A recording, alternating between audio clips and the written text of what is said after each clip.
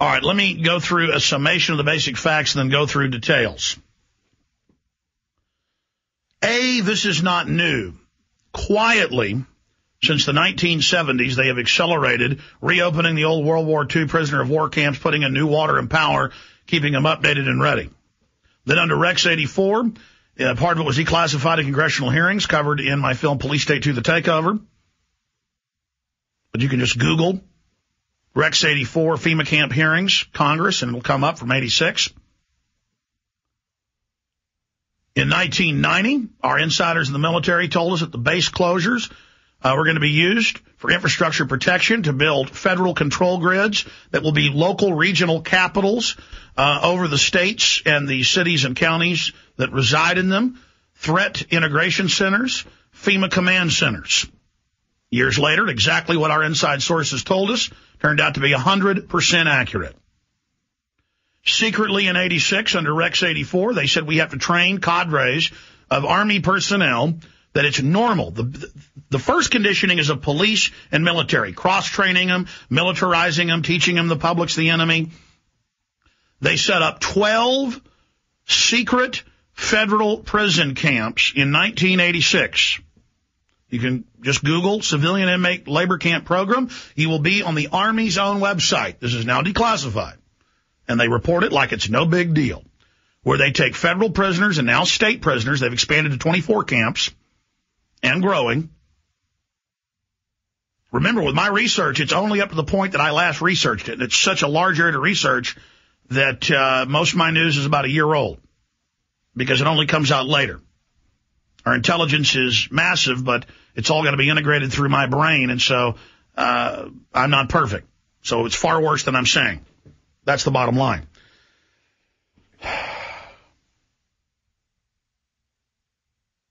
So secretly, people who said they couldn't have these secretly, on record, the Army admits secretly from 86 to 97, for 11 years, the Civilian Inmate Labor Camp Program, these are labor camps, was kept secret. Then in 97, they declassified it. The Army runs them under the Department of Federal Prisons.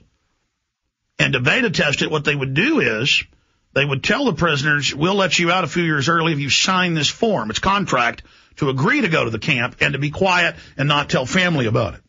That's how they beta tested and trained the troops that, oh, it's normal. The prisoners like it. We don't talk about it. It's classified, but they live here at camps, American citizens, federal prisoners. Then they began in 97 when they declassified it to bring in state prisoners. The number of camps stands at over 24. Now the reports are confirmed, pouring in. Multiple camps in Texas, camps all over the nation being built. Again, the Houston Chronicle reported, and other publications in 2006, that they were building FEMA camps for natural disasters, emergencies, terror attacks, to house illegal aliens, and during civil unrest. That was in the Houston Chronicle. All these decades, we've seen the troops secretly training with the military. We go to the events, we get detained, we get in trouble, we get chased. In some cases, they let us tape it with role players they've hired screaming, I'm an American, please don't knock the camp. Where'd you get the helmet? Where'd you get the gun? You know, you're going to a FEMA camp. Where are you from? I'm from San Francisco. The role players with the Marines, with the Army, doing this. Other cities, the Marines walk up, the Army walks up with guns, with the police, says turn your cameras off, to myself and others. It's all in Road to Tyranny. It's all in Police State 2000, Police State 2: The Takeover, Police State 3: Total Enslavement. So I'm screaming bloody murder about this. I'm finding out there's this giant covert operation under continuity of government, under infrastructure protection. I find out from police chiefs, emergency managers, the SWAT team commander in Austin, Lieutenant Beck, the police chief of San Antonio. I'm giving you sources here. These are sit-down interviews on video. L.A. Philippus, chief of police San Antonio, emergency manager in Kingsville, Vietnam vet himself, who was in intelligence. They came to him and said, we're getting ready for martial law. They tried to buy him off with cash. When they said no, suitcases of cash. We went to other cities, interviewed police chiefs where they'd clearly taken the money, and they said, we're not going to talk to you, but yes, U.S. military is here in secret operations. So I began intense research in the 1996-97 on all of this. And I start warning people, they're gearing up, they're gearing up. People say, well, why hasn't it happened this year? Why hasn't it happened next year? Alex, you're saying all this is happening. You show us video, you show us documents, but where is it? They were building the infrastructure. That's on record.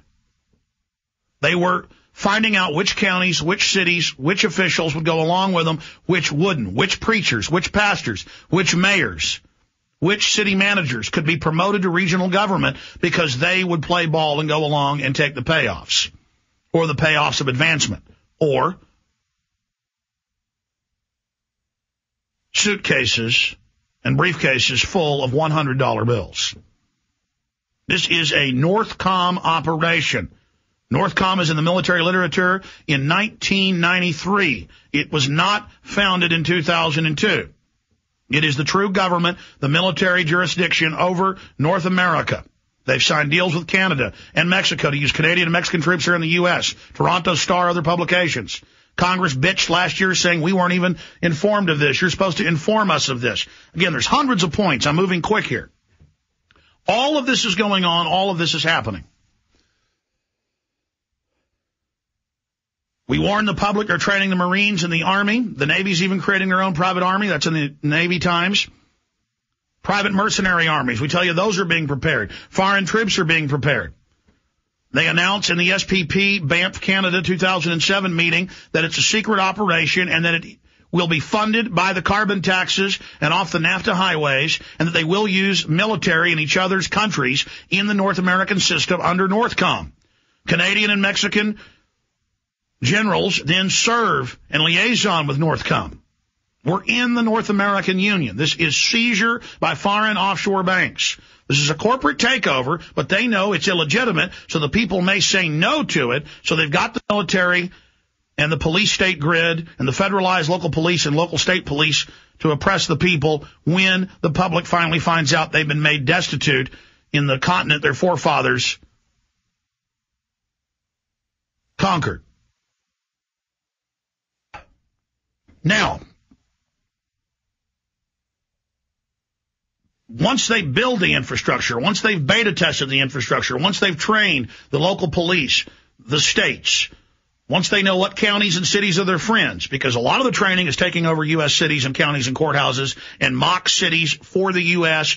with role players as early as 1995, 96, 97, cooperative nugget with foreign troops training with role players screaming, "Don't put me in a camp." You understand? And these won't be foreign troops in foreign uniforms. These will be foreign troops in U.S. uniforms, but you notice U.S. uniforms have now been standardized to match the European uniforms. This is real. This is really happening. Now, the big issue is how will they sell the public on going along with it? Phase one, build the camps, build the FEMA infrastructure, set up the training centers, create the core cadres, find out who will work with them, expand it. Phase two, set up InfraGard. 25,000 executives, bureaucrats, governors, city managers, county commissioners, corporate heads with sidearms, and this has come out in mainstream news. You can just Google InfraGard. With shoot-to-kill orders on anyone they're told to kill during martial law. So you have an auxiliary of executives. In the next phase, and it's now begun, they're training their designates and quadrupling the number from 25,000 to over 100,000. That's what we know of. Armed auxiliary federal civilian forces sworn to national security in every corner of the United States. And the feds even stage little terror attacks and cover them up in the news and say the public would panic. You've got to be part of this secret stuff. And the idiots, most of them aren't evil. They go, oh, yes, the terrorist hit our power plant. We can't say anything. When it was the feds with a pipe bomb. So this is psychological warfare. How do you bring down the U.S.? Slowly. In 2006, it was 13,000. In 2007, it was 26,000 preachers. We haven't gotten any new data or declassified or secret documents. The number is unknown, but the plan said doubling exponentially every year. So we're conservatively looking over 60,000 preachers. And everybody suddenly sees their local TV preachers and radio preachers saying, you know, you don't really need guns. And when there's an emergency, you do what the government says and go to these centers for your safety. And it's of the Lord. Romans 13, do it. You're now seeing at least 26,000 preachers do this. They're sending the police into public schools, telling the kids get ready for emergencies, teaching them how to load on buses at gunpoint with their hands behind their heads. All of this preparing everyone, all of this teaching them learned helplessness to go to the camps. Now, how are they going to sell this to the public now in the final phase? Remember, they're going to say, oh, we just built all these just now to keep you safe.